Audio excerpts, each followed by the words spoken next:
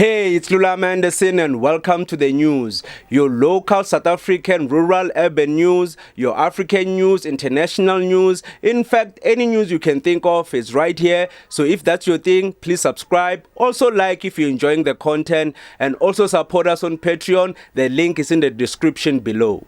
Our main headlines. Here's the reason why Floyd Shivambu resigned from the EFF. The Department of Home Affairs will be deporting the 95 Libyans that were found in Mpumalanga. And in UFC news, Driscus Plessis has defeated Israel Adesanya. Our first story. Floyd Shivambu is saying that he felt disrespected by Julius Malema, and that's the reason he resigned from the EFF. By disrespect, we don't really know what it really means, so we're gonna read from the Sunday Times. And I quote, EFF leader Julius Malema and his now former deputy Floyd Shivambu clashed over cushy positions in the Government of National Unity, which is a coalition between the ANC and DA, according to Helen Ziller anyways. So from the beginning, Cyril Ramaphosa came up with this notion of a Government of National Unity, which he thought would be a better way of selling the concept of coalition to his own party. Now, this, of course, is not a Government of National Unity, because a Government of National Unity brings all parties together, which would have had to include the EFF and the MK party, which it did not. Well-placed sources in the EFF and the ANC and the MK party told the Sunday Times Shivambu's resentment began building when he discovered Malema had sculpted the EFF's prospect of joining the GNU, in which he could have served as Deputy Finance Minister. The bust-up between the two has dealt a further blow to the EFF, which did badly in the May elections and has brought an abrupt end to one of the most notable political bromances in South African politics. While Malema will get a new deputy when the EFF holds its elective conference in December, Shivambu is being tipped to be the future president of the Jacob Zuma's MK party. Sources disclosed Shivambu was also aggrieved when he discovered that, unbeknownst to him, Malema made direct contact with President Cyril Ramaphosa to demand the position of second deputy president for himself and the deputy speaker for another party member, while Shivambu was still in separate talks with the ANC negotiators over the role of the EFF in the Government of National Unity. Wow, okay, this is a big revelation, because now it means that all this time when we thought the EFF didn't want to join the GNU, maybe it's because they wanted to join the progressive parties that include MK, ATM and the other parties. We thought it was a chess move. We thought they wanted to go to do a real coalition with the other parties, right? So now only to find out that the EFF didn't join the GNU because they didn't have any position. So they were not promised any positions in parliament. You know, even Gayton McKenzie is our Minister of Sports and Arts and Culture and all of that.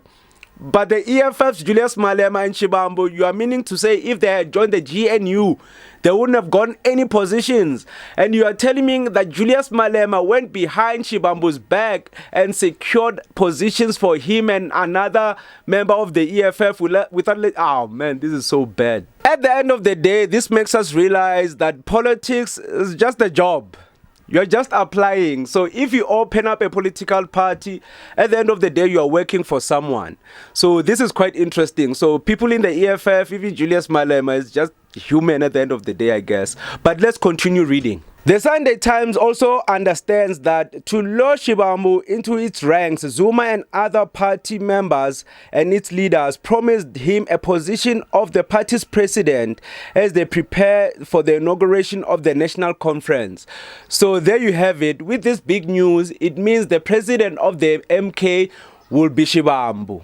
In this arrangement, according to the sources, current MK party leader John Hlophe would be Shivambu's deputy and Zuma would serve as the party's national chair. The MK insider said that the party preferred a less stressful role for Zuma because of his advanced age. Which really, I was asking myself the very same question.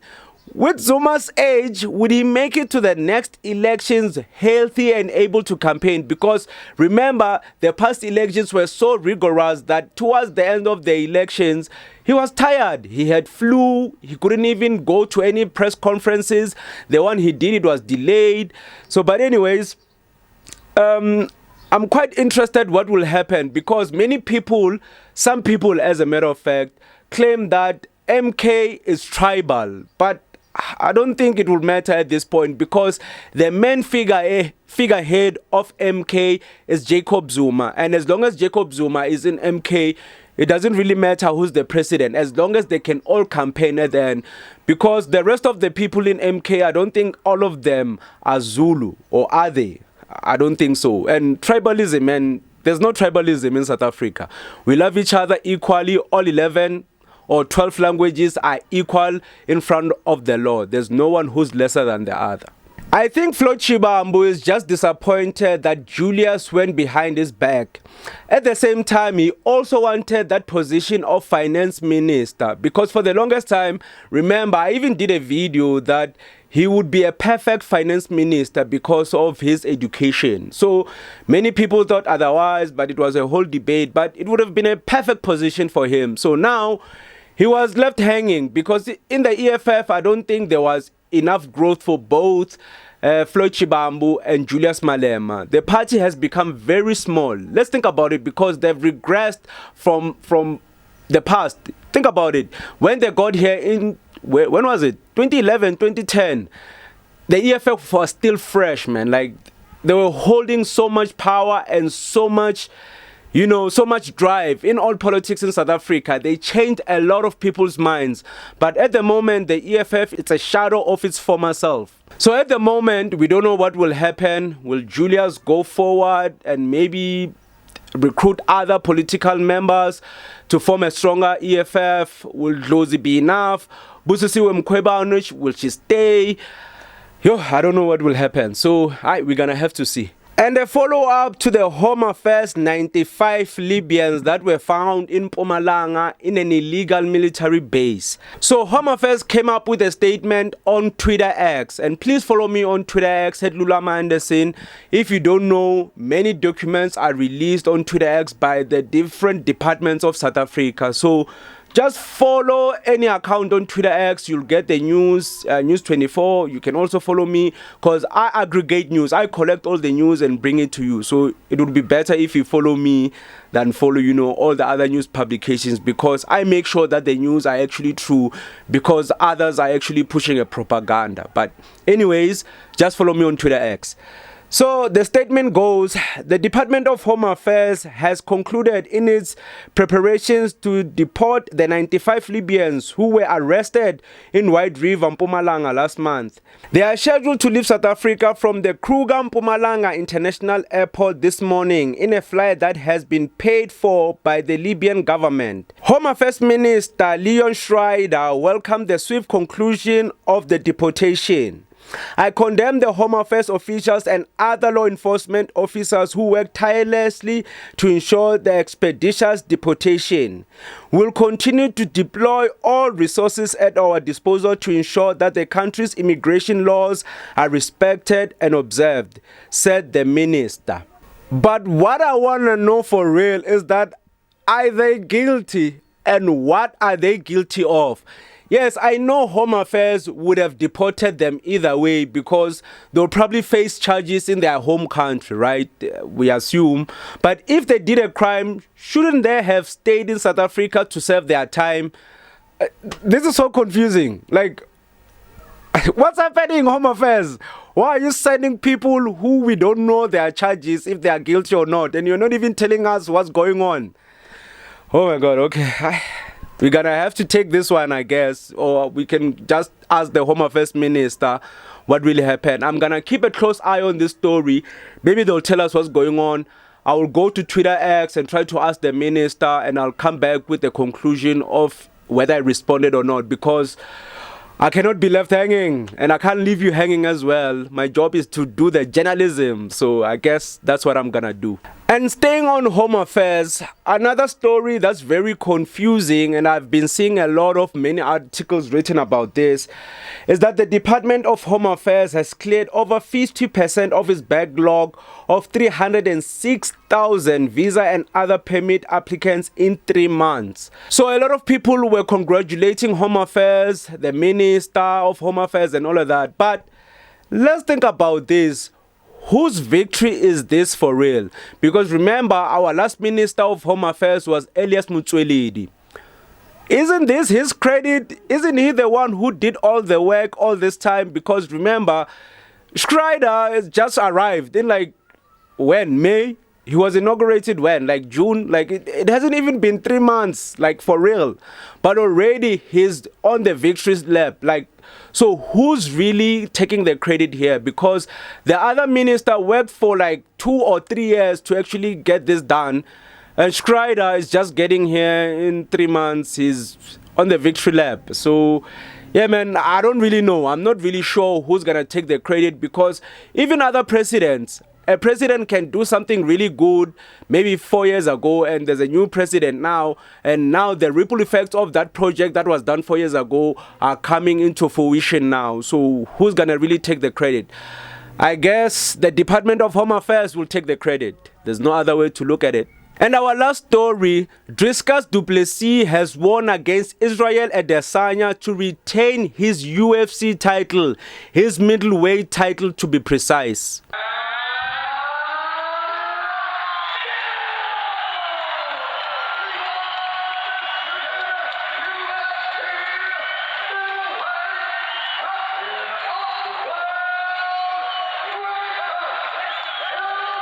I know this matchup was about South Africa and Nigeria. Yeah, unfortunately. That's what the hype was all about. People online were talking about, okay, who should I support? Should I support the European guy or should I support the African guy? Okay, they're both African by nationality, but we all know ethnically they're different, right? So now the whole debate was on that. Who's gonna really cheer for the... Because on my side, I wasn't cheering for either of them. Because when it comes to Israel Adesanya, yeah, he's African, Nigerian, but at the same time, he represents other countries when he fights in the UFC, right? When he battles in the UFC, he battles other people and represents other countries. For example, he was representing Australia at some point. So, I cannot really support that. And when it came to Driscus, yeah, South African, but I don't know anything about him. I saw a couple of battles that he did on the UFC mat, but I was really unsure. So when I checked their stats, hey, yo, man, these guys were evenly matched, because I was telling a couple of friends that Israel Adesanya has lost 3 fights and Driscus has lost 2 fights.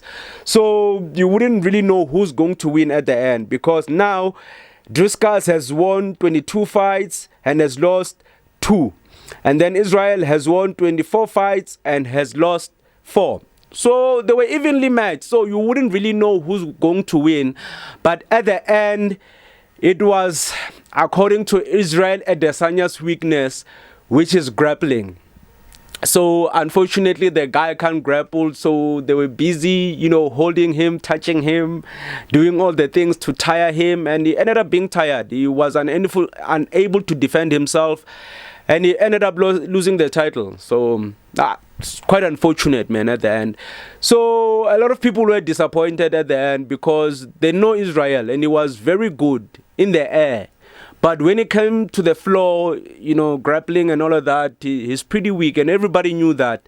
And Driscus definitely knew that, because he was taking him on the mat most of the time. I think he did 3 times, and on the 3rd time, he was successful. So, yo, man, it's UFC. It's pretty intense. And now they've piqued my interest, and I'm going to watch more matches so I can see if Driscus is going to win any more matches. But anyways, it's good luck to him. If he can do it, he can go further.